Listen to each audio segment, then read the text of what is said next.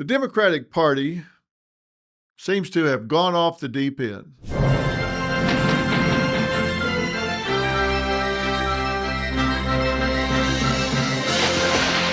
Maybe we need to blow it up and bring it back to its roots. The real story is that the Democratic Party is not a progressive party anymore. Now, I've often said I'm not really into politics, so what am I doing talking about political parties? Well, I'll tell you why I'm talking about it. Because I'm talking about it from a cultural standpoint, and I strongly believe psychologically we need two parties in this country. We don't just need the Republican Party. We just don't need the Democrats. We need two parties in this country, but they need to be real parties. And most of the Democrats I talk to tell me that they didn't leave the Democratic Party. They say the Democratic Party left them. They say it was hijacked by the extreme left liberals, that the fringe took over the party, and so it's not what they thought it was. It's not what it has been all this time. Right now, it's just a pathetic party, sending America back to the Stone Ages, making up a bunch of ideology that doesn't make common sense. It's not really about the people. Now, look, we know it. Real Democrats know it. Here are the headlines. Democrats are deeply pessimistic about the future of their party. Another headline, let us count the 3,515 ways in which Democrats are lame.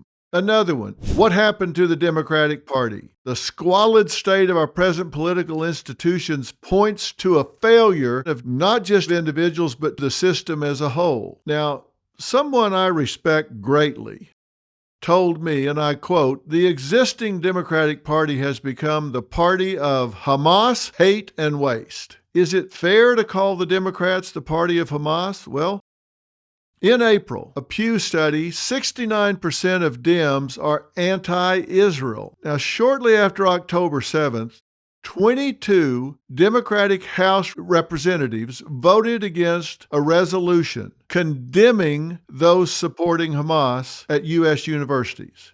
You would agree that this is calling for the destruction of the state of Israel. This is after the October. No, Senator. No, it's not. This isn't calling for the killing of Jews. I don't know that person, and I don't know that sign. So You don't know what this for. means? Now, understand, Hamas has been around since the early 80s. And since that time, they have murdered 48 Americans. They've held American hostages. Edon Alexander was just released a few weeks ago. But yet we have Democratic representatives voting against a resolution to condemn them. Democratic Congressman Richie Torres called out his party last month. If you're an academic or an activist, a politician or a journalist, who is downplaying or even denying the genocidal ideology at the core of October 7th, then you are not part of the solution, you are part of the problem. You're either with Israel or you're against Israel. And if you're against Israel, then you're on the same side as Hamas. They want to eradicate Israel. What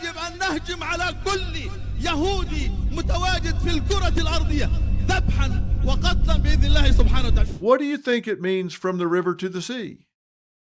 That means they want to completely wipe Israel and everybody in it off the map. Is it fair to call the Democrats the party of hate? In March, Representative Jasmine Crockett said, and all I want to see happen on my birthday is for Elon to be taken down. This is not a one-time thing. It's Ted Cruz. I mean, like, this dude has to be knocked over the head, like, hard. The history of hate speech. This seems to just keep popping its head up. Hillary Clinton. You could put half of Trump's supporters into what I call the basket of deplorables. Now, when Trump gave his address, it wasn't a State of the Union. He was just kind of giving an almost 100-day message. The Democrats wouldn't applaud a young black child who had overcome brain cancer, or the return of Mark Fogel, who was held hostage in Russia. Now, people say, okay, come on, that was a ploy. They were put there to play on the heartstrings. Of course. There was no question that they were there for effect. They were very real stories, and real people respond to real stories. D.C. is often about theater, and the Democrats sat on their hands. Somebody needs to talk to these people. How do you think this is playing? As far as waste, Democrats even waste their own money. $20 million study on how to speak to American men. Hell, Robin will tell you that without even charging you. They passed a $1.9 trillion spending package during COVID. Where did that money go? Well, $350 billion of it went to bail out lockdown blue states, $50 million on climate justice, $200 million for the Institute of Museum and Library Services, $50 million for Planned Parenthood. Maybe it's time to ask, what would a new Democratic Party look like? Well, I'll tell you what I think it would look like if it was robust. And I want it to be robust. Everybody thinks, oh, you're a big Republican. You don't know that. You don't know how I vote. You don't know what I think. I look at policies. I look at positions. There are a lot of things I agree with the old Democratic Party about, some things I disagree with the current Republican Party about. But here's how I would look at a Democratic Party that I felt like would be really robust and good for dialogue. A robust Democratic Party would respect the law. If it didn't like a given law, it would lobby Congress to change it. It would not vilify those enforcing it. It would not say defund the police. It would not be throwing rocks at ICE agents' heads. If they didn't like the law, they would get into Congress and change it. Next, it would protect girls' spaces, locker rooms, restrooms, sports, from biological boys. Come on. The problem is, if you get people around a table talking about things long enough, it seems to take on a life of its own. You got boys, you got girls. And now we've got biological boys competing with girls. You're not going to have enough hormones. You're not going to have enough testosterone suppressors. Science is very clear. You cannot level the playing field.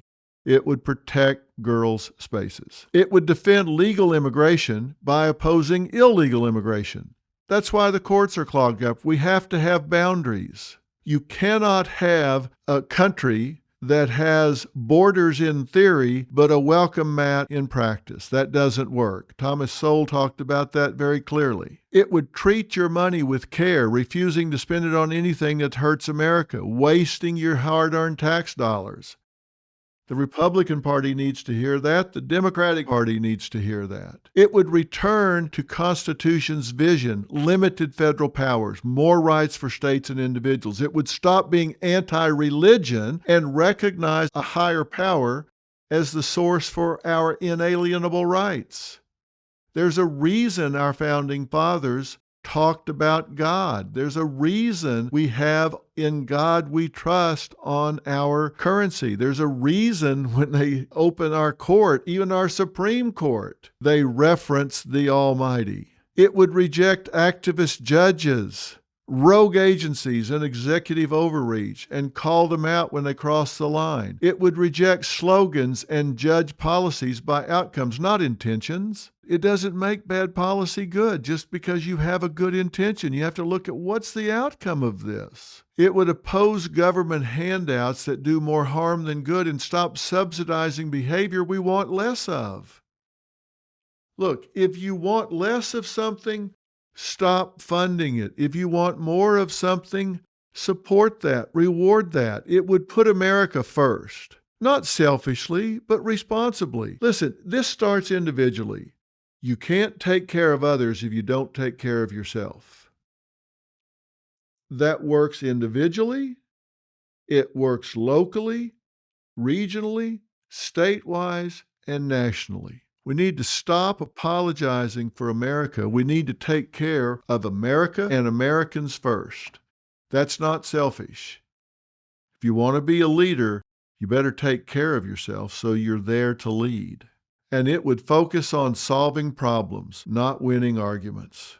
And I am so concerned that we have non-problem solvers focused on solving problems. We used to call that the Democratic Party. Now we have something else entirely, the bureaucratic party. It undermines free speech. It cheers political violence if it targets the right enemy. It backs terrorists like Hamas. It supports these useful idiots on college campuses cheering on terrorists that are killing Americans and its allies. It defends illegal spending by unelected officials. Too often, it treats law enforcement like criminals while protecting the lawbreakers. It wants to replace the Constitution with rule by decree. When ICE enforces laws passed by Congress, they get smeared. Come on, they didn't make the laws. When governors like Gavin Newsom call law enforcement a provocation, it's clear this party doesn't believe in the rule of law. It believes in its rule. What we need is a new Democratic Party, one that debates, not demonizes, respects faith and freedom, upholds the law, not emotions. What matters is what is the law, and if you don't like it, change it. You need to seek truth, not power. You need to be willing to listen, not silence those that don't agree with you. And the good news is, this moment exposes the Bureaucratic Party for what it is and offers a real chance to rebuild the Democratic Party we once knew, because we need two sides. We need the Democratic Party to defend sanity and stand for America's soul and earn the title the Party of the People. We need the balance. We need to hold each other accountable. We need the Party of the People. And that's what the Democratic Party used to be. That's what it needs to be again. And that is the real story. Wherever you're getting the real story, make sure you subscribe and follow. I'll see you tomorrow. Hey, Dr. Phil here. My network, Merit TV, has it all. Now, let me blow your mind. Merit TV's got the news that matters. The selection of a new pope. Entertainment you crave. Busted. Everybody in a good mood today? And live events. Surprise. What am I, chopped liver? With serious punch. Big shot. Go to merittv.com and download the Merit TV app today. You've heard me talk about Jace Medical. If not, listen up, because they're doing incredible work in medical preparedness. And today, I've got two major updates to share.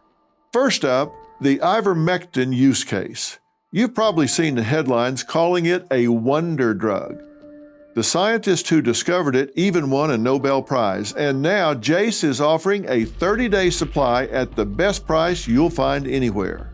Next, the upgraded Jace case, an emergency supply of antibiotics delivered to your door.